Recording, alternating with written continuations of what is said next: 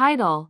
Our roommate always gave me the creeps, but I never expected what he was actually doing. I never liked our roommate Evan.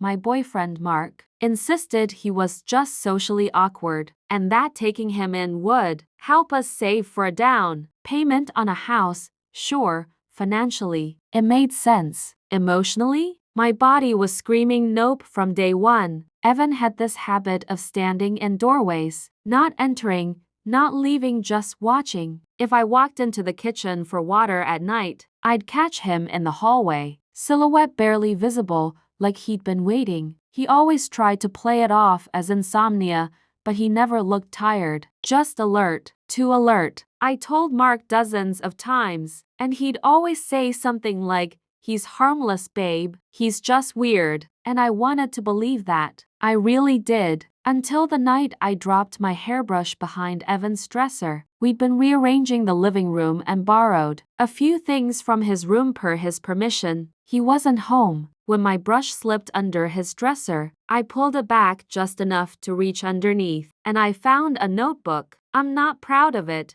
but I opened it. Curiosity beat morality the second I realized it had my name on the cover. It wasn't a diary. It was a log, dates, times, and observations about me, about Mark, about our routines, when we left for work, when we showered, what shows we watched, what nights we argued. I put that in quotes because apparently, Evan considered talking a little louder than normal an argument worth documenting. But the part that chilled me, the part that made me physically cold even though the heater was running, was when I flipped to the middle. She keeps checking the locks. She thinks I don't notice. She knows something is wrong. I froze. Then, underneath, I don't think I can wait much longer. My hands were shaking so hard that the notebook nearly slipped from my fingers. I put everything back exactly where it was and left the room, trying to keep my breathing normal. Mark got home 20 minutes later,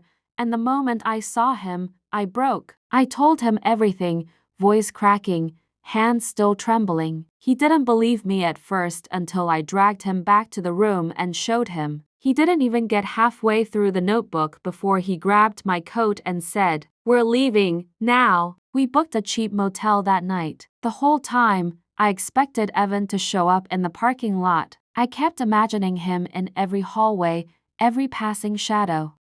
The next morning, Mark went back with a friend to pack our essentials. Evan wasn't home. His door was open, and the notebook, gone. We filed a police report, but without anything concrete. They basically shrug. We blocked Evan, changed our numbers, moved states to